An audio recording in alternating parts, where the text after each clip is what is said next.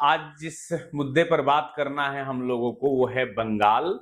और ये यूपीएससी के दृष्टिकोण से वो आपके ऑप्शनल का पेपर हो या जीएस का पेपर हो, ये दोनों के लिए बहुत महत्वपूर्ण होने वाला है। आज बंगाल के विषय पर चर्चा करेंगे कि बंगाल कैसे अंग्रेजों के कब्जे में चला गया। मुगल सल्तनत के पतन के बाद जिस पर अंग्रेजों ने सबसे पहला अपना दावा सिद्ध किया वो बंगाल ही था। तो बंगाल की कहानी को समझने के लिए थोड़ा सा इस बात को समझते हैं कि क्या मुगलों के रहते हुए ऐसी परिस्थिति बनने लगी थी जिससे कि बंगाल अंग्रेजों के कब्जे में चला जाए, या ऐसा देखने में प्रतीत होता है कि अंग्रेज कुछ ऐसा विचार पहले से बनाकर आए थे कि हमें भारत पर कब्जा कर लेना है, भारत के शासन पद्धति को अपने अनुरूप चलाना है। ये उन लोगों ने पहले से सोचा था या आगे चलकर सोचे। अगर आप एक घटना को याद करें बंगाल को लेकर के तो आपको इससे बखूबी बात पता चलेगी। घटना है 1686 ईस्वी की। इस समय में हुगली को अंग्रेजों ने लूट लिया। औरंगजेब का शासनकाल था। औरंगजेब ने हर एक जगह से जहां पर ब्रिटिश अपना व्यापार कर रहे थे वहां से भगा दिया, और इस तरह से उन लोगों को भगाया कि फिर उन लोगों का हिम्मत नहीं पड़ा कि हम युद्ध करके और मुगल सल्तनत के सामने अपने वर्चस्व को कायम कर सके। 86 के बाद 91 में उन्हें संधि करनी पड़ी, और संधि करने के बाद 1.5 लाख रुपया मुआवजा देना पड़ा अंग्रेजों को, और फिर जो पहले से उन लोगों को मिली हुई हिदायत थी उसके साथ व्यापार करने की अनुमति प्राप्त हुई। तो ये कहना कि अंग्रेजों की बहुत पहले से सोची समझी रणनीति थी, मुझे लगता है कि मुनासिब नहीं होगा। अब बात करते हैं कि औरंगजेब एक ऐसा लास्ट शासक था जिसके समय तक मुगल सल्तनत की वह परिस्थिति जिससे सारे प्रांत जुड़ कर रहते थे वो बनी रही, अगर साउथ में मराठा को छोड़ दिया जाए तो कुल मिला जुला करके औरंगजेब के मृत्यु के बाद बंगाल सहित बहुत सारे प्रांत, जिसमें अवध भी है, बुंदेलखंड भी है, सबने अपने आप को अलग कर लिया, और यहीं से अंग्रेजों की एक नई गाथा की शुरुआत होती है। बंगाल चूंकि एक बहुत बड़ा टेरिटरी था, देशी रियासत था, और ये अपने आप में एक बड़ा साम्राज्य था। इसने अपने आप को अलग करने का मुहिम जो छेड़ा वह मुर्शीद कुली खां के नेतृत्व में छेड़ा। मुर्शीद कुली खां उस वक्त बंगाल का दीवान हुआ करता था, और उसी समय में अजीमुस शान जो कि औरंगजेब का पोता था, ये वहां का सूबेदार हुआ करता था। जब तक औरंगजेब जिंदा रहा इन दोनों के बीच के जो आपसी द्वंद्व थे, प्रतिद्वंद थे, ये कहीं ना कहीं सामने नहीं आए। लेकिन औरंगजेब का जब डेथ 1707 में हो गया तो वहां से इन दोनों के बीच में बहुत सारे षड्यंत्र निकलकर सामने आए।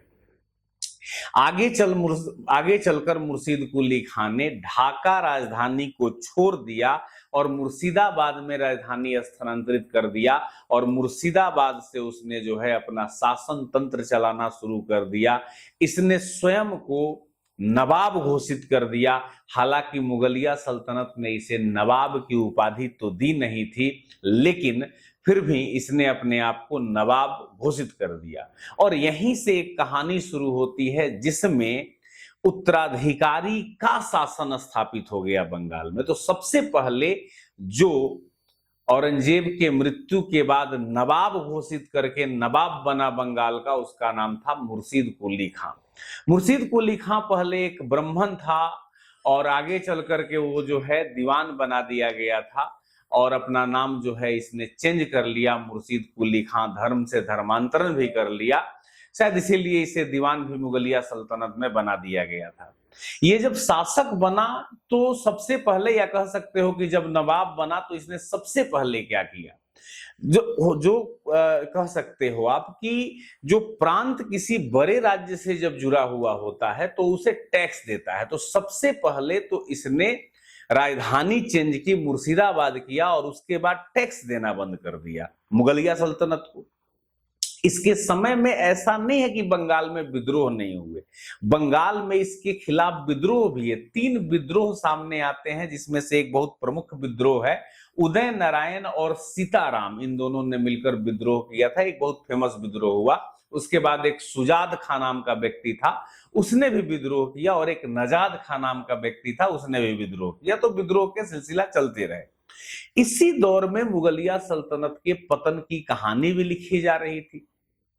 औरंगजेब की मृत्यु हो गई थी और औरंगजेब के 3 पुत्र थे। इसके पहले भी मुगल सल्तनत में उत्तराधिकारियों का युद्ध देखने को मिलता है। यहां भी औरंगजेब के बाद उत्तराधिकारी का युद्ध छिड़ गया। 3 पुत्र थे औरंगजेब के, मुअज्जम, आजम और कामबख्श। तो मुअज्जम ने आजम और कामबख्श की हत्या कर दी और मुअज्जम स्वयं बहादुर शाह प्रथम के नाम से शासक बन गया। लेकिन उम्र काफी हो चुकी थी और अब धीरे धीरे कह सकते हो आप कि मुगल सल्तनत में अमीरों का वर्चस्व स्थापित होने लगा। मतलब अमीर षड्यंत्रकारी हो गए और शासक को कठपुतली समझने लगे। अब इसका शासन जो रहा 1707 से लेकर 12 तक का शासन काल रहा, और उसके बाद इसकी मृत्यु हो गई और उसके बाद जहांदार शाह शासक बना जो 1 साल तक शासन किया, और उसके बाद फर्रुखसियर बना। इस बीच में अंग्रेज कहां है, इनको भी हमें तलाशना है। अंग्रेज जो हैं औरंगजेब के मृत्यु के बाद इस परिस्थिति को पूरी तरह से भांप लिए थे कि हम अब मुगलिया सल्तनत सहित भारत के अनेक प्रांतों पर अपने वर्चस्व को स्थापित कर पाएंगे, क्योंकि अब ये संगठित नहीं रह गए थे, अब ये टूट गए थे। तो टूटने के कारण जो है इनका मनोबल हाई हो गया, मनोबल बढ़ गया। इधर आप देखेंगे कि फर्रुखसियर जब आया तो फर्रुखसियर ने एक फरमान जारी किया अंग्रेजों के पक्ष में। कहानी ये है कि डॉक्टर हैमिल्टन थे, वो अंग्रेज थे और वो यहाँ भारत में आए थे। उसकी पत्नी को कोई रोग था और उस रोग को उन्होंने ठीक कर दिया अंग्रेजी मेडिसिन से। तो खुश होकर 3000 के मात्र वार्षिक किराए पर पूरे बंगाल में व्यापार करने का अधिकार दे दिया। ये एक बहुत बड़ी बात रही। उसी समय में 10,000 का वार्षिक कर लेकर के उसने सूरत सहित पूरे मुगलिया सल्तनत में अंग्रेजों को व्यापार करने का अधिकार दिया, और सिक्के जो अंग्रेजों के ढाले जा रहे थे वो भी मुगलिया सल्तनत में चलाने का अधिकार दिया। तो इसे इतिहास में सुनहला फरमान कहा जाता है, और इस फरमान का अंग्रेजों ने काफी दुरुपयोग किया, या यूं कहें कि इस फरमान का बहुत बड़ा रोल जो है इनके स्थापना में रहा, मतलब ब्रिटिश शासन की स्थापना में रहा। फिर आते हैं हम उस साइड पे बंगाल की कहानी पर। तो बंगाल की कहानी में अंग्रेज यहीं से सुनहला फरमान लेकर व्यापारी के एकाधिकार के तौर पर जुड़ गए थे। अब अगर देखा जाए तो इनके उत्तराधिकारी यानी कि बंगाल में जो शासन कर रहे थे, जो नवाब थे, उनका नाम था मुर्शीद कुली खां, और मुर्शीद कुली खां ने जो है अब अपनी सत्ता को त्याग दिया और अपने उत्तराधिकारी सुजाउद्दीन मोहम्मद खान को दे दिया। इस बीच में एक और घटना हो गई थी जो मेरे से छूट रहा है, वो ये है कि मुर्शीद कुली खां के समय में ही उड़ीसा को भी बंगाल में मिला लिया गया था। यह 1719 की घटना थी। खैर, शासक बने सुजाउद्दीन मोहम्मद खान, और सुजाउद्दीन मोहम्मद खान जब शासक बने तो इन्होंने उड़ीसा को भी बंगाल में बिहार को भी मिला लिया और बिहार के उप दीवान के तौर पर नियुक्त किया अलीवर्दी खां को। और इतिहास में माना जाता है कि इनकी ये सबसे बड़ी गलती थी। एक बात और कि जो मुर्शीद कुली खां ने व्यवस्था शुरू की थी कि किसानों का सहयोग करना है तकावी रीन के द्वारा उसको इजारेदारी प्रथा में रखा जाता था। इजारेदारी प्रथा के अंतर्गत ही ऋण दिया जाता था। इस परंपरा को सुजाउद्दीन ने भी निभाया और व्यवस्था लेकर के चलाने का प्रयास किया। सुजाउद्दीन ने जो है 1727 से लेकर 1739 तक शासन किया और उसके बाद अपने दामाद, जिसका नाम था सरफराज खान को सत्ता सौंप दिया। सरफराज खान में इतनी योग्यता नहीं थी कि इस पूरे बंगाल के सिस्टम को संभाल सके, शासन तंत्र को सफलता पूर्वक जो है व्यवस्थित तरीके से चला सके। इन परिस्थितियों का लाभ उठाने के चक्कर में लग गया अलीवर्दी खां। अलीवर्दी खां वही जो सुजाउद्दीन के समय में उप दीवान नियुक्त हुआ था बिहार का। उसे लग गया कि यह कमजोर है और इसको आसानी से हटाकर बंगाल का नवाब बना जा सकता है। अलीवर्दी खां ने यही किया। अलीवर्दी खां ने कुछ वहां के महत्वपूर्ण लोगों के सहयोग से सरफराज के विरोध में षड्यंत्र किया और षड्यंत्र करके उसे गिरिया नामक स्थान पर 1740 में पराजित किया और उसकी हत्या कर दी। रास्ता साफ था, अलीवर्दी खां शासक बन गया, यानी कि नवाब बन गया बंगाल का। लेकिन अलीवर्दी खां के बनने के बाद भी समस्याएं बंगाल की कम नहीं हुई। समस्याएं ज्यों का त्यों रहा और समस्याएं चूंकि और भी सामने ही आई, लेकिन अलीवर्दी खां एक योग्य प्रशासक था। उसके दिमाग में जो चीजें चल रही थी बहुत सफलतापूर्वक उसने अंग्रेजों के साथ डील किया और व्यवस्था को चलाया। कैसे कैसे चीजें चली। अलीवर्दी खां नवाब बना तो सबसे पहले उसने एक उपाधि धारण की, मिर्जा मोहम्मद खान की उपाधि के साथ नवाब अपने आप को घोषित किया। नवाब घोषित करने के लिए इसने ऑफिशियल काम किया। क्या ऑफिशियल काम किया? 2 करोड़ रुपया नजराना मुगलों को दिया और उस वक्त मुगल बादशाह जो थे मोहम्मद शाह रंगीला थे। फरुखसियर जो है 1719 तक था और 19 के बाद मोहम्मद शाह रंगीला मुगल बादशाह बन गए थे और उन्हीं को यह 2 करोड़ रुपया दिया गया और मुगलों ने इस 2 करोड़ के बदले में नवाब का जो पद है वह ऑफिशियली इनको दे दिया, यानी कि अलीवर्दी खां को दे दिया। अलीवर्दी खां आधिकारिक रूप से बंगाल का नवाब घोषित हो गया, लेकिन एक नई समस्या इसकी इंतजार कर रही थी। वो नई समस्या क्या थी? वो नई समस्या थे मराठे। मराठे बहुत तेजी से विकास कर रहे थे और थोड़ा सा हम आपको विषयांतर करके इसको थोड़ा सा समझाना चाहते हैं, क्योंकि आप जब डायमेंशनल और क्रिटिकल चीजों को समझते हैं तो बहुत आसानी से आपके दिमाग में इतिहास का कंसेप्ट आपके दिमाग में फिट हो जाता है। अगर आप थोड़ा भी इतिहास पढ़े हैं या समझते हैं तो 2 पार्ट मराठों के भी देखने को मिलते हैं। एक वो जब शिवाजी के वंशजों ने अपने अधिकार के साथ शासन किया, जिसमें अगर हम नाम रखें तो शिवाजी ने शासन किया, संभाजी ने शासन किया, राजा राम ने शासन किया और इसके बाद जो है समस्याएं क्रिएट हुई। राजा राम के मरने के बाद उनकी पत्नी ताराबाई ने शासन किया अपने पुत्र शिवाजी द्वितीय को बैठाकर। इसके बाद साहू बने, लेकिन साहू के समय में एक साहू के सहयोगी थे जिनका नाम था बालाजी विश्वनाथ। कभी हम लोग मराठों पे चर्चा करेंगे तो इस पर बेहतर तरीके से बातचीत करेंगे कि मराठों ने कैसे अपने आप को आगे बढ़ाया। मराठा शासन में पेशवाओं का शासन बहुत महत्वपूर्ण है। पेशवा में सबसे पहले पेशवा हैं बालाजी विश्वनाथ और दूसरे पेशवा हैं बाजीराव प्रथम। बाजीराव प्रथम के समय में मराठा साम्राज्य का खूब विस्तार हुआ और इसी विस्तार का एक सिरा आकर जुड़ गया इस बंगाल से और बंगाल के उड़ीसा पर मराठों ने आक्रमण कर दिया। आक्रमण ही नहीं किया, उड़ीसा को अपने कंट्रोल में ले लिया। जब उड़ीसा को अपने कंट्रोल में ले लिया, संघर्ष लंबा चला, कोशिश किया अलीवर्दी खां ने कि मराठों को पराजित किया जा सके, लेकिन मराठों को पराजित करना कोई आसान काम नहीं था। मराठे इस भारत के उभरते हुए एक नए सितारे थे, मजबूत स्तंभ थे और ऐसा लग रहा था कि पूरा भारत केसरिया ताना बाना में रंग जाएगा मराठों के नेतृत्व में बाजीराव के समय तक, तो यही कहानी देखने को मिल रही थी। खैर,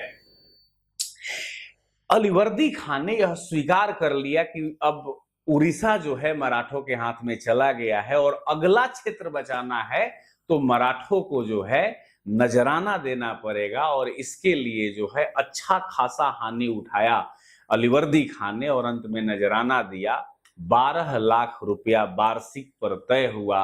अब आपको अगला हम क्षेत्र नहीं जीतेंगे, मतलब चौथ और सरदेशमुख टैक्स लेते थे मराठे, तो चौथ नामक कर अलीवर्दी खां से मराठों ने लिया और मराठों से संधि करके एक बड़ी समस्या को टालने में जो है यह कामयाब हो सका। यह भी एक बहुत बड़ी इनकी जीत थी। इसके सामने अब एक और समस्या, जो अंग्रेज थे।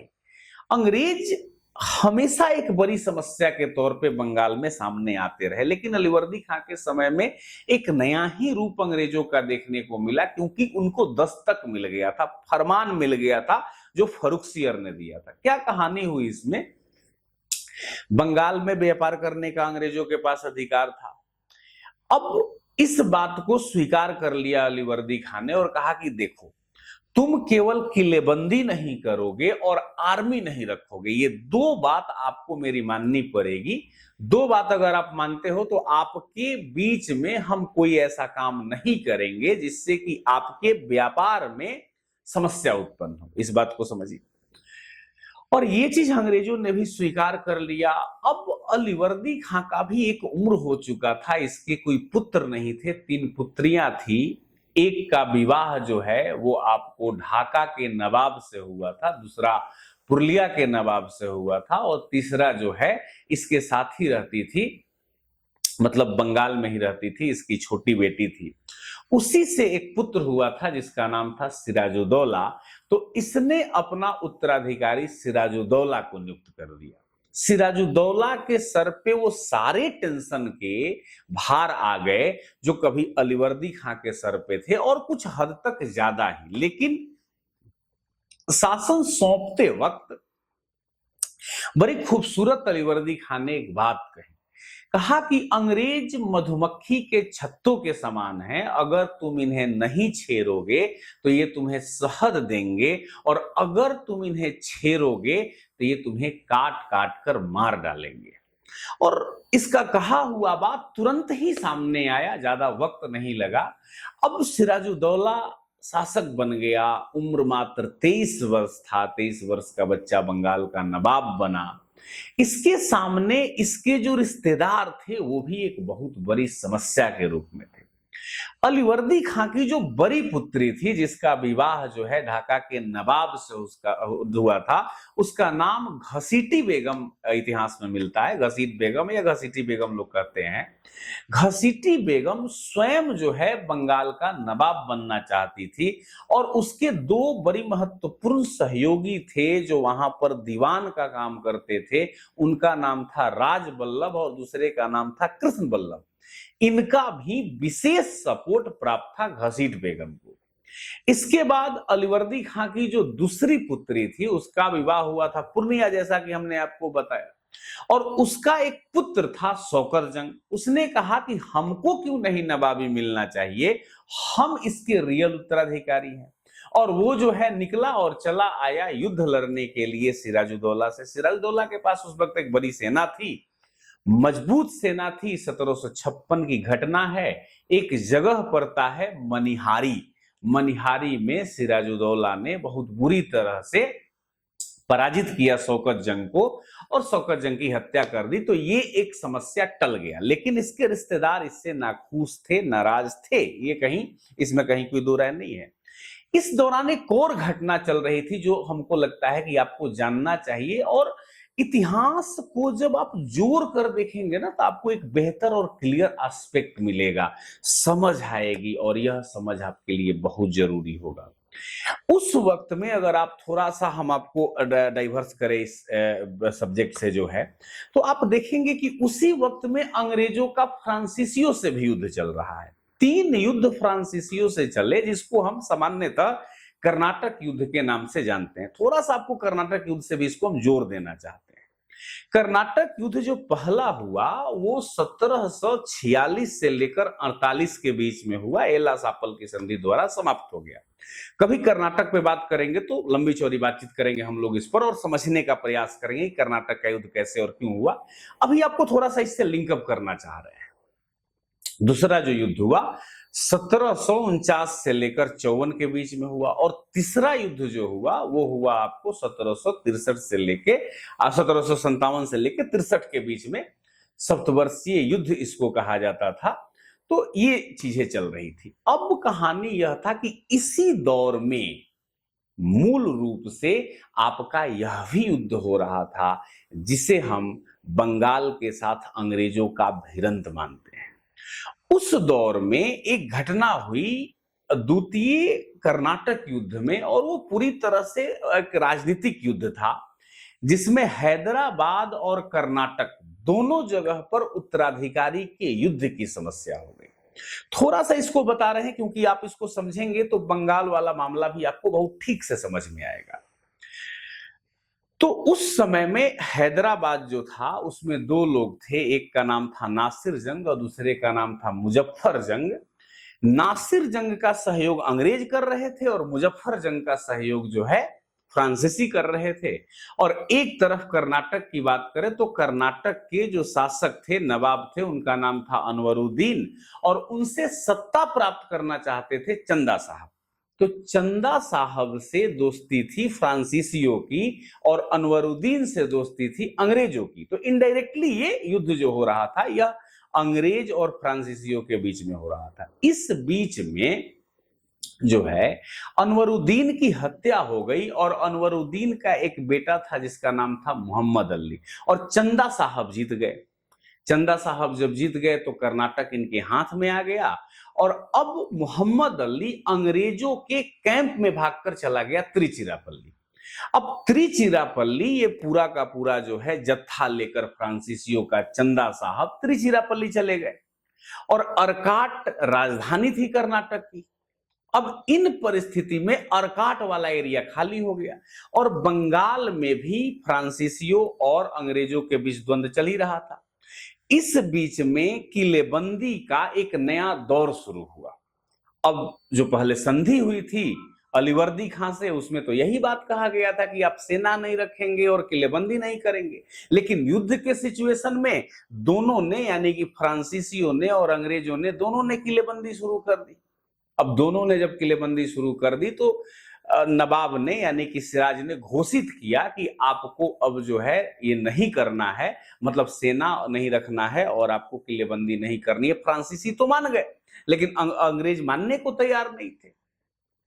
और इसी पश्मोपेश में जो है उधर की कहानी चल रही थी। ये दोनों लोग किलेबंदी किए हुए थे, फ्रांसीसियों ने तो हटा लिया और अंग्रेज किए हुए थे। और उसी वक्त में कर्नाटक से चंदा साहब के साथ फ्रांसीसी सेना त्रिचन्नापल्ली चली गई थी, और वहां मोहम्मद अली के लिए युद्ध हो रहा था। और यहां से बंगाल के दो अधिकारी क्लाइव और वाटसन, इन दोनों ने अर्काट को जाकर घेर लिया, अर्काट अपने कब्जे में ले लिया। अब इस दौरान में बंगाल खाली हो गया, अंग्रेजों का कोई विशेष नेतृत्वकर्ता नहीं रह गया। इस परिस्थिति का लाभ उठाने का प्रयास किया गया। सिराजुद्दौला का एक सेनापति था जिसका नाम था मीर जाफर। मीर जाफर ने जो है जाकर आक्रमण कर दिया अंग्रेजों पर। अब अंग्रेज जो लोग थे वह कासिम बाजार में थे, वहां से भागकर उन्हें फुल्टा द्वीप पर शरण लेनी पड़ी, और 146 अंग्रेज जो है पकड़े गए इस दौरान जब 146 अंग्रेज पकड़े गए तो उनको ला करके क्या किया गया कि एक छोटी सी कोठरी में, 14x18 की कोठरी थी ऐसा माना जाता है, उसमें क्या किया गया कि उनको बंद कर दिया गया। वो गर्मी का दिन था, और गर्मी के दिन में आप समझ ही रहे हैं कि 146 लोगों को एक छोटी कोठरी में बंद कर दिया जाए तो क्या होगा।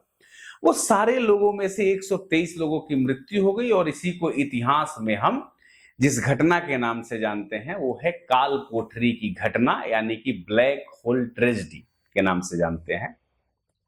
सारे और भी जो अंग्रेज बचे हुए थे, गवर्नर ड्रेक था उसके नेतृत्व में फुल्टा द्वीप पर जाकर छिपे हुए थे। इस मरने वाले में स्त्री और बच्चे भी शामिल थे, कुछ बुजुर्ग भी इसके शामिल थे। एक हॉलवेल नामक व्यक्ति जो है वो उसमें मात्र बचा रह गया और उसका जो है आंखों देखा यह किस्सा है, ऐसा कहा जाता है। खैर, अब इस बात में कितनी सच्चाई है इसको बहुत अच्छे तरीके से एक्सप्लेन नहीं किया जा सकता है, लेकिन ऐसी घटना हुई थी, ऐसा इतिहास में बताती है। अब उधर से जो अंग्रेज दोनों गए हुए थे, वाटसन और क्लाइव, जब उनको पता लगा कि ऐसी ट्रेजेडी हो गई है तो वो उठकर भागकर आए बंगाल में, और बंगाल की सहानुभूति जो थी वह अंग्रेजों के साथ हो गई थी। इस बात का अंग्रेजों ने फायदा उठाया और अंग्रेजों ने दबाव बनाना शुरू कर दिया सिराज पर कि आप मुझे विशेषाधिकार दें। और इसी दबाव में एक संधि हुई जिसे इतिहास में हम अलीनगर की संधि के नाम से जानते हैं। और अलीनगर के संधि में उन्हें यह अधिकार जो नहीं मिला हुआ था किलेबंदी करने का और सेना रखने का, ये दोनों अधिकार उन्हें प्राप्त हो गया।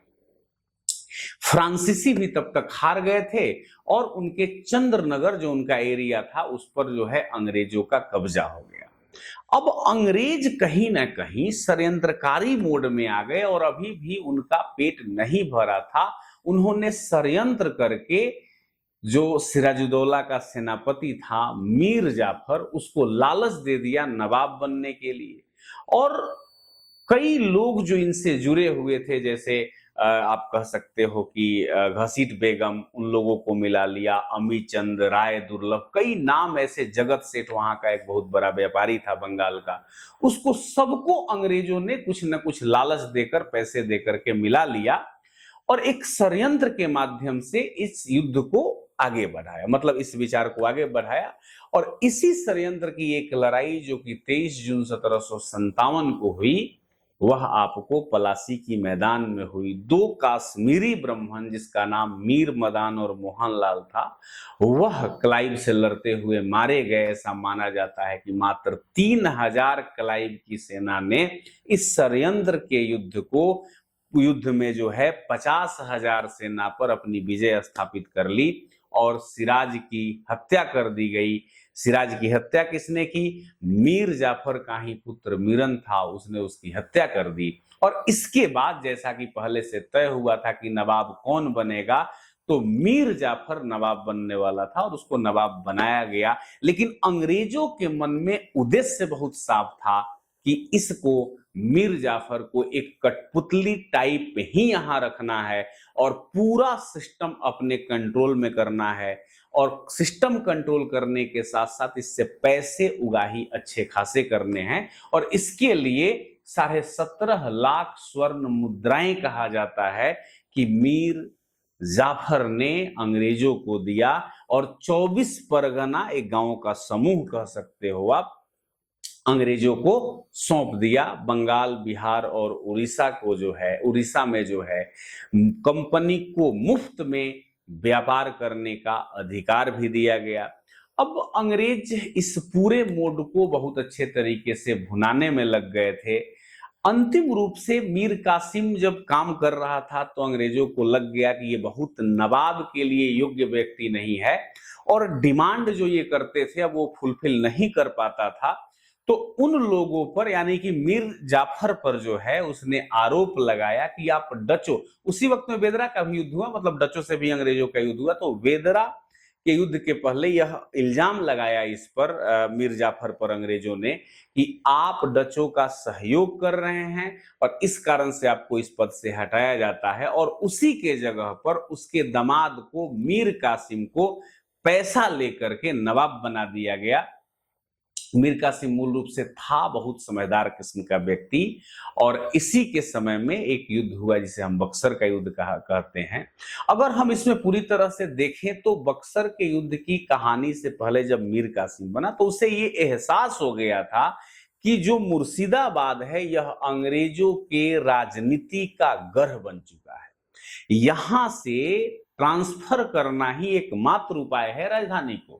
और उसने स्थानांतरित कर दिया मुंगेर। राजधानी को। और एक संधि भी हुई मुंगेर में अंग्रेजों के साथ, जिसे मुंगेर की संधि कहा जाता है, 60 में हुई थी, 1760 में। लेकिन इसमें बातें स्पष्ट नहीं हुई। यह स्पष्ट बात न होने के कारण अंग्रेज और इसके बीच यानी कि कासिम के बीच प्रतिद्वंदिता बढ़ती चली गई और अंत में इन दोनों के बीच में जो है एक लड़ाई की सिचुएशन बन गई।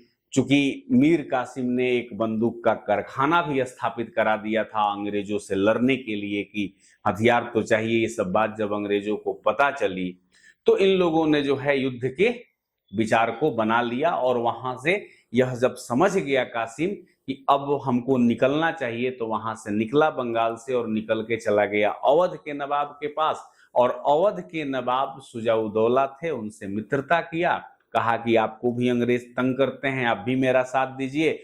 वो दोनों लोग मिलकर शाह आलम द्वितीय से मिले, जो कि मुगल बादशाह थे, और उनसे मिलकर के समर्थन प्राप्त किया। तीनों की एक बड़ी सेना सामने आई और उधर से जब आगे बढ़े तो बक्सर के मैदान में 1764 में एक युद्ध हुआ, जिसमें एक तरफ 3 सेनाएं थी और एक तरफ अंग्रेजों की सेना थी, जिसका नेतृत्व हेक्टर मुनरो कर रहा था। पहला युद्ध तो जरूर षड्यंत्र का था, लेकिन इस बार 3 बड़ी सेनाओं ने अंग्रेजों के सेनाओं के सामने घुटने टेक दिए। तो आप कह सकते हैं कि एक सामान्य षड्यंत्र का छद्म युद्ध जरूर था पलासी का, लेकिन यह एक बड़ा युद्ध था। और इस बड़े युद्ध में भी यहाँ के जो स्थिति उत्पन्न हुई यहाँ पर, उसने कहीं ना कहीं लोगों को नाखुश किया और परिस्थितियां ऐसी बनी कि अब बक्सर के युद्ध को भी अंग्रेजों ने जीत लिया। और बक्सर के युद्ध के बाद पूरी तरह से आप अगर समझें और देखें तो आपको पता चलेगा कि कहीं ना कहीं अंग्रेजों के हाथ में पूरी तरह से सत्ता चली गई। इसमें 2 सामने आते हैं संधि इसके बाद, जिसे हम इलाहाबाद की संधि कहते हैं, और अंग्रेजों ने खूब दांव सेका।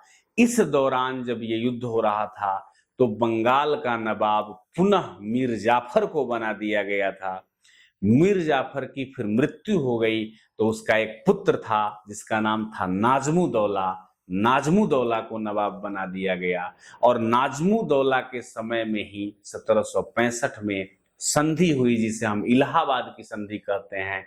इलाहाबाद की 2 संधियां हुई। एक पहली संधि जो कि 12 अगस्त 65 में हुई, यानी कि 1765 में हुई, जिसमें रॉबर्ट क्लाइव, शाह आलम द्वितीय और नाजमुद्दौला 3 लोग उपस्थित थे। बंगाल, बिहार और उड़ीसा का दीवानी का मतलब होता है पूरा फाइनेंस सिस्टम, अंग्रेजों को सौंप दिया गया। शाह आलम द्वितीय को 26 लाख रुपया वार्षिक पेंशन देने की बात कही गई। इस संधि पर एक बहुत खूबसूरत बात गुलाम हुसैन ने लिखी कि इस संधि को लिखने और हस्ताक्षर करने में उतना ही समय लगा जितना एक गधे को खरीदने में लगता है। तो बड़ी बहुत अच्छी बात कही थी उन्होंने इस पर। दूसरा इलाहाबाद का जो संधि हुआ उसमें अवध के नवाब शामिल थे, शाह आलम द्वितीय थे और आपको क्लाइव थे। शाह आलम द्वितीय का हस्ताक्षर हुआ और उसमें शाह आलम द्वितीय को जो है करा और इलाहाबाद का क्षेत्र प्राप्त हुआ, जबकि सुजाउद्दौला को 50 लाख रुपया युद्ध हर्जाना के तौर पर अंग्रेजों को देना पड़ा और अंग्रेजों को पूरे अवध में व्यापार करने की फ्री में अनुमति देनी पड़ी। यह भी इस संधि में कहा गया कि नवाब अंग्रेजों के विरोधियों की कभी सहायता नहीं करेगा और विपत्ति के समय में दोनों एक दूसरे का साथ देंगे। लेकिन अंग्रेज हमेशा षड्यंत्रकारी थे। आगे चल करके ब्रिटिश कंपनी को बंगाल का दीवानी तो प्राप्त हो ही चुका था। नाजमुद्दौला को 53 लाख रुपए देकर निजामत यानी कि कानून और न्याय व्यवस्था की भी शक्ति अंग्रेजों ने प्राप्त कर ली। इसके बाद सैफुद्दौला एक उसका उत्तराधिकारी बना नाजमुद्दौला का। इसने कुछ दिनों तक शासन किया। इसके बाद मुबारक दौला बना। मुबारक दौला के समय में जो है चीजें चली, लेकिन मुबारक दौला के बाद पूरी तरह से बंगाल अंग्रेजों के कब्जे में चला गया। जो द्वैध सिस्टम लागू किया गया था उसको वारेन हेस्टिंग्स आकर के खत्म कर दिया और बंगाल पूरी तरह से अंग्रेजों के कब्जे में चला गया। तो चलिए, उम्मीद करते हैं कि आप बंगाल की कहानी को बखूबी समझे होंगे। आप सभी को धन्यवाद। इस पर यूपीएससी ने क्वेश्चन भी पूछा है ऑप्शनल में, आप देख सकते हैं। आपको हम क्वेश्चन दे देंगे, आप देख सकते हैं। धन्यवाद।